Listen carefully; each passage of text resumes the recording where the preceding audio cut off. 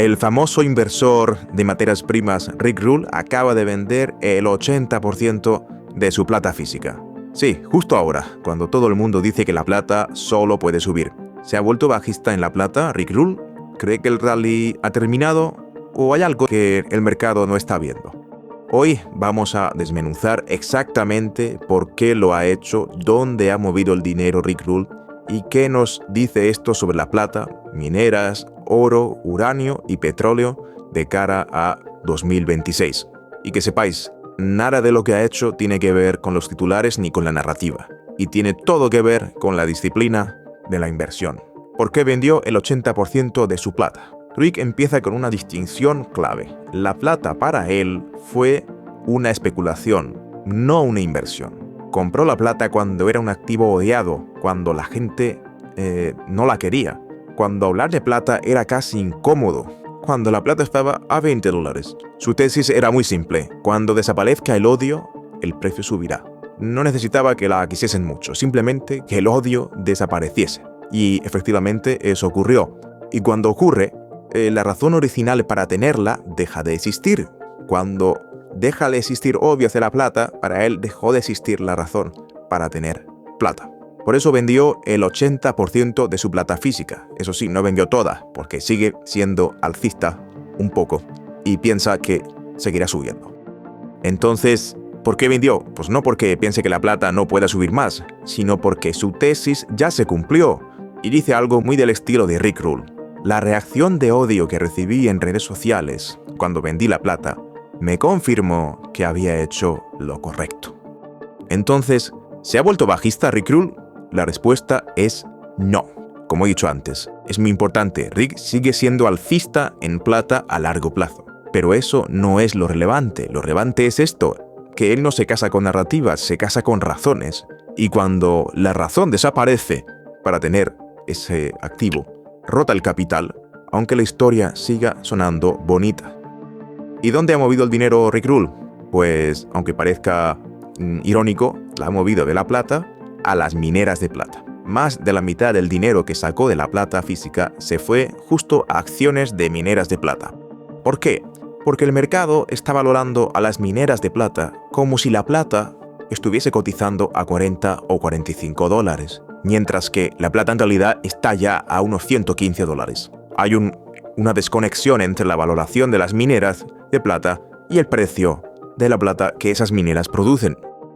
Pero si la plata está mucho más arriba y simplemente se mantiene en esos niveles de precio, ¿qué ocurre? Ocurre esto, que los márgenes de las mineras de plata explotan. Los beneficios de esas mineras sorprenden al alza y las valoraciones de esas mineras se quedan obsoletas, es decir, solo pueden subir de precio. Rick lo explica con un concepto brutal. Si el precio del metal se duplica, los márgenes pueden triplicarse o cuadruplicarse. ¿Y qué hace eso con el precio de las mineras de plata? Pues hace que suba. Y añade algo clave. Él cree que tiene ventaja competitiva aquí. ¿Por qué? Pues porque lleva 50 años analizando mineras. Para él, las mineras son ahora mejor vehículo especulativo que el metal físico. Ha pasado de especular con plata física a especular con mineras de plata. Esa es su parte especulativa. No quiere decir que Rick Rule sea un inversor especulativo solo. También tiene una parte de inversión fundamental, tranquila, en otras cosas que no son tan especulativas. Pero en su cubo de inversión especulativa está ahora mismo con las mineras de plata. El mayor error del inversor: enamorarse.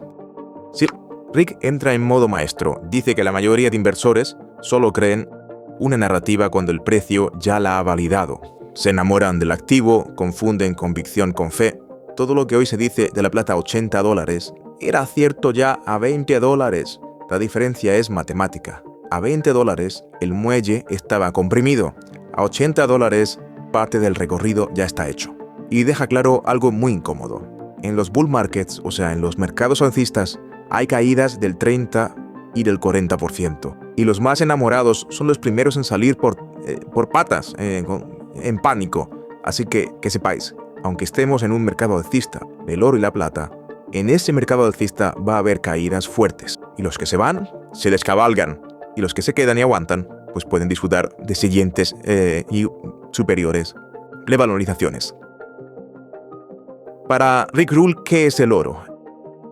El oro es su seguro, su póliza de seguros, no una apuesta especulativa. Esa es la diferenciación entre el oro y la plata para él. Para él, la plata es especulación y el oro es un seguro. ¿Por qué sigue en el oro, Rick Rule?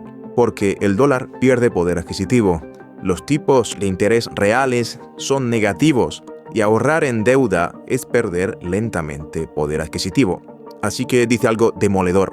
El oro no es lo que está subiendo. Es el dinero lo que está bajando, lo que se está devaluando.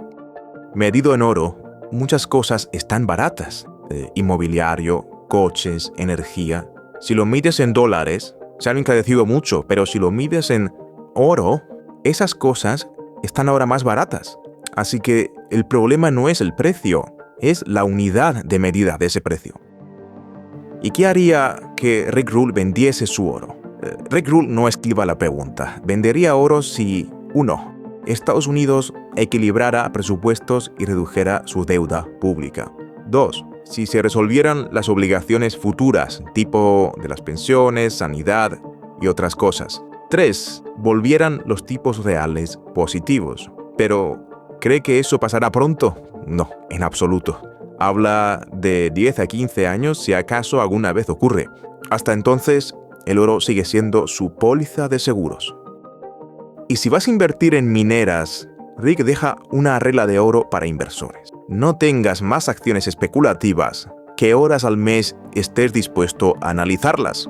O sea, si no quieres trabajar, vete a la beta, es decir, compra mineras que sean empresas grandes productoras, de oro o de plata, pero grandes productoras, a las grandes y conocidas. Pero si quieres más potencial al alza, entonces quieres el alfa. Y ese alfa solamente te puedes meter en él si estás dispuesto a trabajar muy duro, leyendo informes, balances, riesgos, etc. Entonces, escuchar vídeos como este de YouTube no cuenta como trabajo actualmente, de verdad. Así que tienes que leer muchos informes. ¿Qué piensa Rick Rule sobre otro tipo de inversiones en materias primas? Por ejemplo, el uranio. Pues el bull market es real. Es muy alcista con el uranio. Pero hay que ser muy selectivo, porque muchas empresas tienen uranio en el nombre, pero no tienen uranio, en realidad, bajo tierra. Ni sobre qué tampoco. Petróleo y gas es un sector muy odiado actualmente. Está con falta de inversión en la parte de la oferta, y falta invertir más en pozos petrolíferos, etc. Y tiene una demanda estructural creciente. O sea, en el mundo cada vez se consume más petróleo. Así que Rick cree que puede haber debilidad a corto plazo en el precio del petróleo, pero que el choque entre la oferta y la demanda al final será inevitable. Es decir, el precio tiene que saltar al alza. Especialmente le resulta interesante las productoras de petróleo en Canadá. Piensa que esas productoras de petróleo son más baratas que las americanas de Estados Unidos. Así que piensa que esas petroleras de Canadá tienen mejor recorrido que las de Estados Unidos. Su conclusión es brutal. No puedo evitar estar invertido en petróleo. Está demasiado barato. Así que al final, para acabar, Rick Rule no intenta adivinar el próximo titular. No es una persona de narrativas. Hace algo mucho más difícil. Rotar capital cuando la emoción manda. Es decir, vender cuando la tesis se cumple y comprar donde el mercado no mira. Cuando habla de emoción se refiere a la emoción del público, no de él, porque él actúa de forma muy fría. Y recuerda, el dinero se gana en la diferencia entre precio y valor, no en la narrativa. No te subas al carro de las narrativas. Analiza lo que esté infravalorado, lo que la gente odie, y si crees que aún tiene valor, vete a por él. No te fijes en la muchedumbre. Sé independiente. Bueno, y con esto acabamos este vídeo. Nos vemos en la próxima ocasión, amigos.